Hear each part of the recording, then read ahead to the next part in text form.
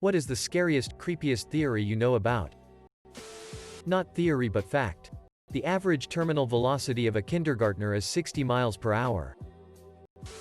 If you die by being beheaded, the last thing you might see is your decapitated body.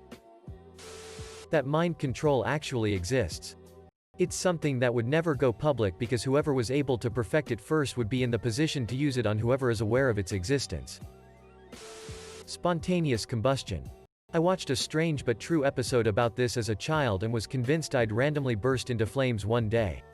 I'm over it now, but that was my top fear for a long time.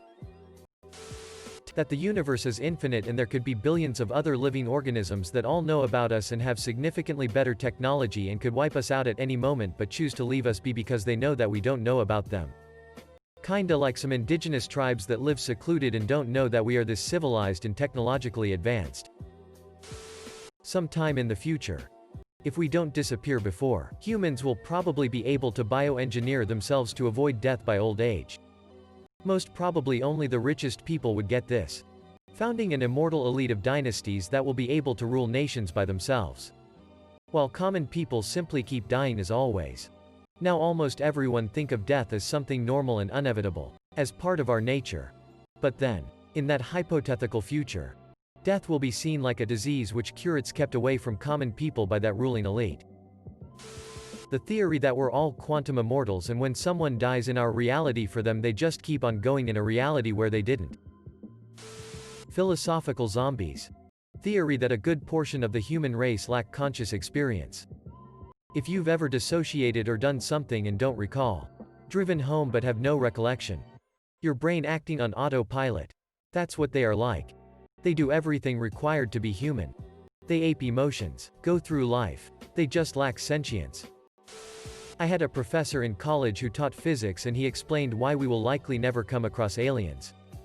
The universe is about 14 billion years old.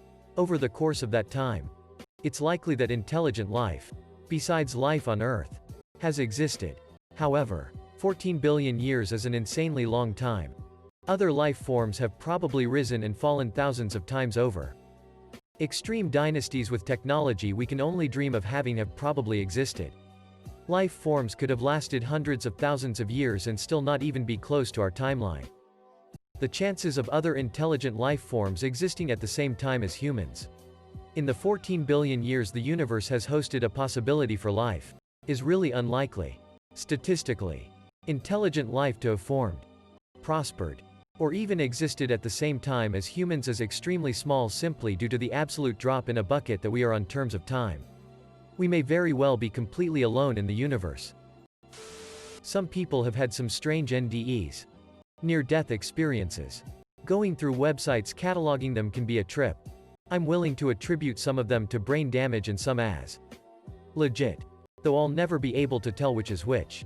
Deathbed visions give me a warmer sense of security. I can't imagine how peaceful it must be to die and see your deceased loved ones there to ensure you make it safely to the other side.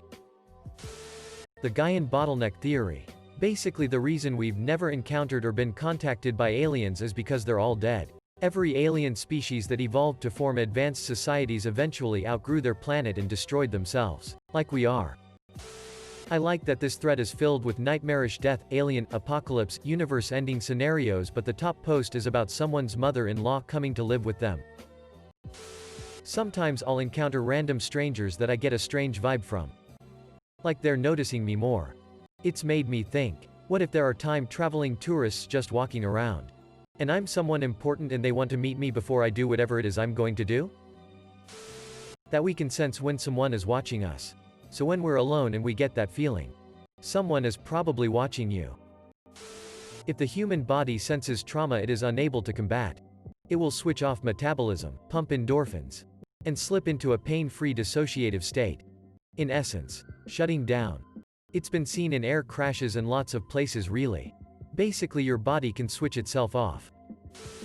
During the Challenger accident from 1986, whenever the shuttle exploded, the ground crews had the astronauts' EKGs and vital scans.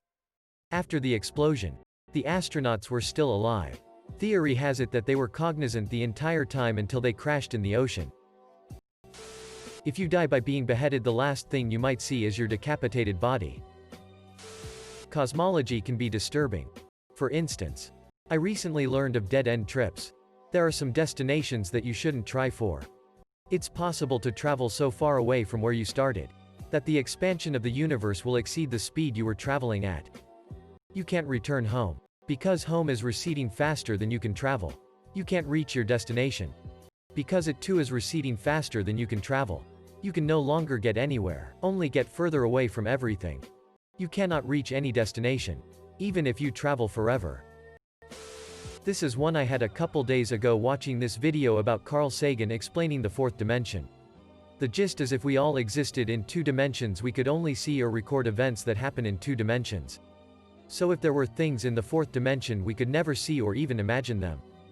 Imagine a 4th direction to move in. Carl Sagan explains it beautifully as if we were on a piece of paper. We could only see the cross-section of anything that passes through our world. Not theory but fact. The average terminal velocity of a kindergartner is 60 miles per hour.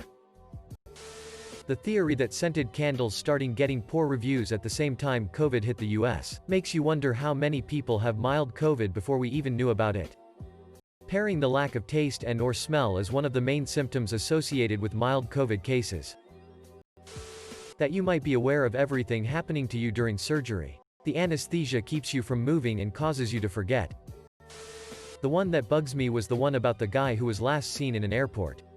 There's video of him just wigging the fuck out and running away at full speed. They linked the surveillance footage and you can see him run all the way off the premises. He was never seen again. There's lots of theories about what happened. None I wanna look too far into. I saw a video about the theory of gray goop, in which one day we invent micro-robots used to break down waste, but could somehow evolve to consume all carbon-based organic matter. This would eventually lead to them consuming all life on Earth. I was mildly freaked out by the idea of it. It'd be the most horrifying means of extinction. It's scary that there are thousands of serial killers out there at any one given time who often just blend in with the rest of society and live normal lives. Many will never be caught. I came into this thread unafraid of death. I'm leaving petrified, thanks.